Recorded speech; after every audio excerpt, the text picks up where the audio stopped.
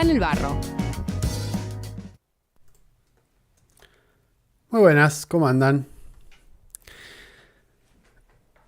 La ceguera ideológica, la censura mediática, los algoritmos de redes sociales, distintas ecuaciones de la influencia norteamericana sobre eso que se llama Occidente colectivo, que durante muchos años permeó en otras latitudes, globalizándose en gran medida.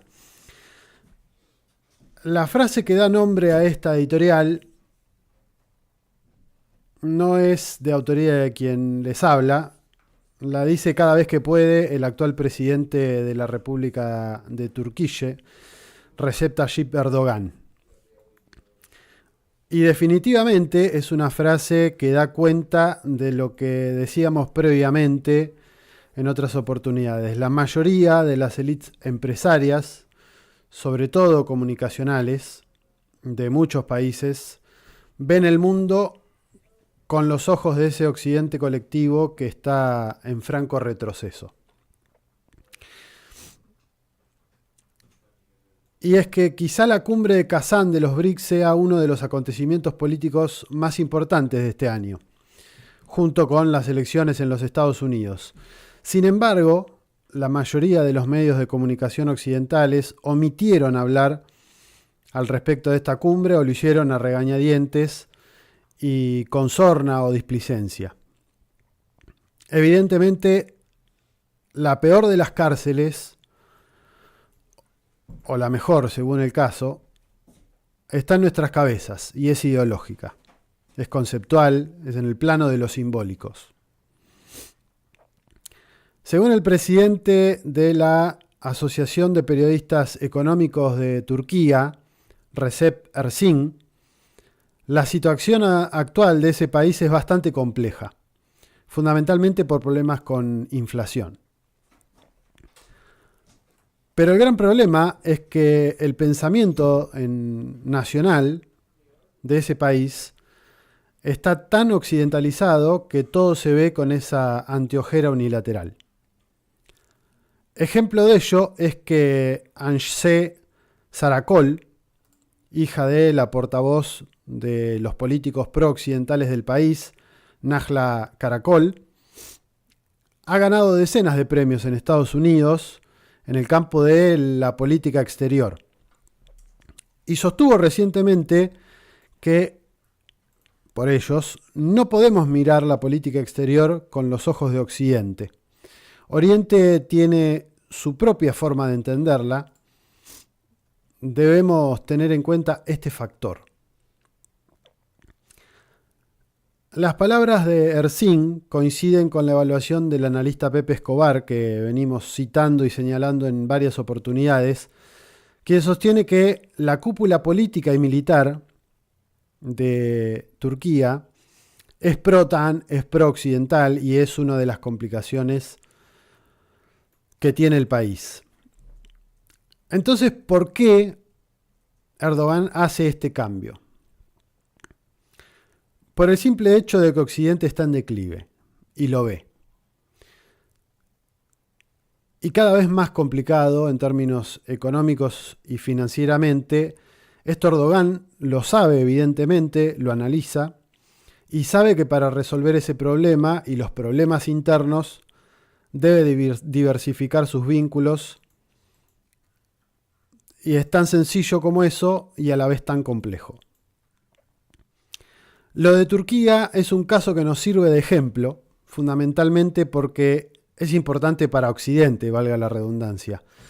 País de la OTAN, segundo ejército de ese bloque, al que desde hace décadas le vienen prometiendo que si hace tal o cual reforma y si respeta los derechos humanos le permitirán ingresar en la Unión Europea. Un país con una cultura e historia riquísima, que es podríamos decir, el bloque de contención que ha utilizado la Unión Europea para frenar gran parte de la migración asiática, esa migración indeseada por la pulcritud blanca, rica y eurocéntrica.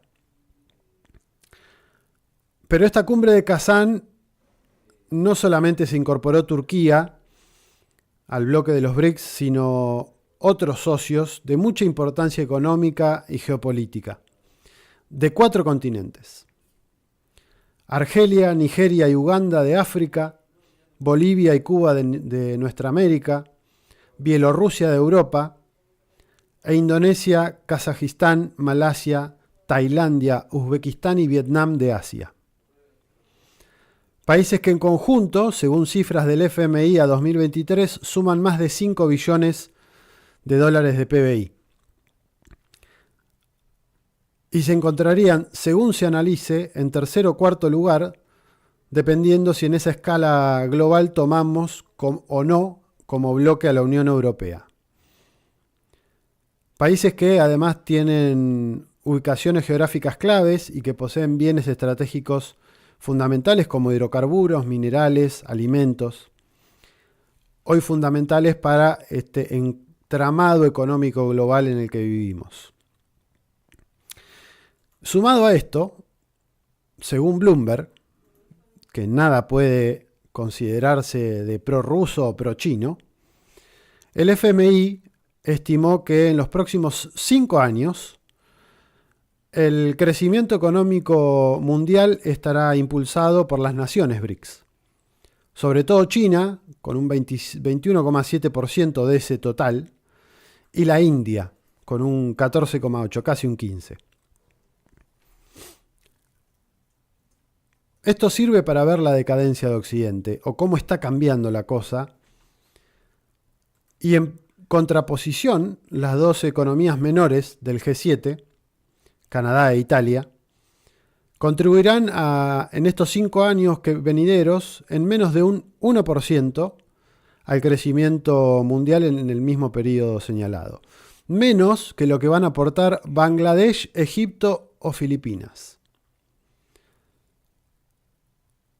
Eso sin mencionar la decadencia europea fundamentalmente de sus 2 grandes potencias, Alemania, que se estima que va a caer un 0,2% del PBI, que tiene un 15% de caída en la producción industrial, que tiene un 45% de caída en exportaciones, un colapso competitivo por los costos de la energía, producto de dejar de comprarle gas barato a Rusia, y una Francia que está con un 6% de caída de productividad laboral, 7,3% de desempleo estructural masivo, aumento doble del déficit presupuestario del 6,2% del PBI y un crecimiento exponencial de su deuda pública en un 112%.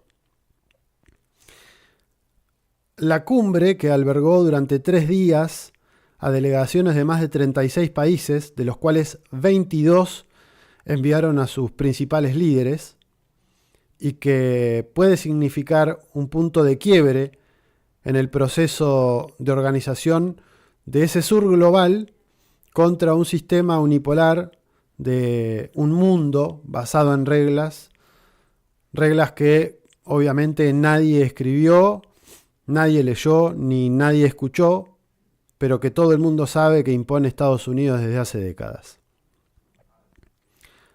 Una demostración empírica que desbarata el supuesto aislamiento de Vladimir Putin, que repiten como loros en la prensa occidental.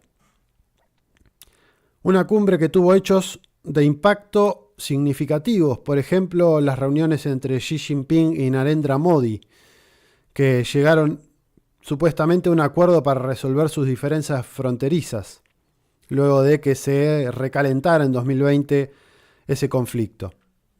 Un Modi que además se encontró con su par iraní, Mosul Pezeshkian, o este último que se reunió con Putin y que se prevé que pueden llegar a firmar algún acuerdo de orden estratégico en el tiempo venidero.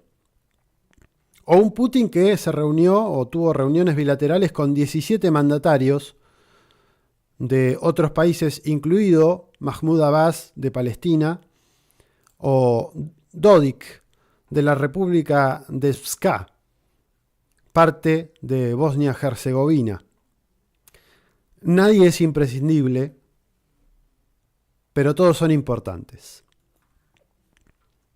Quizá ese podría ser un buen lema.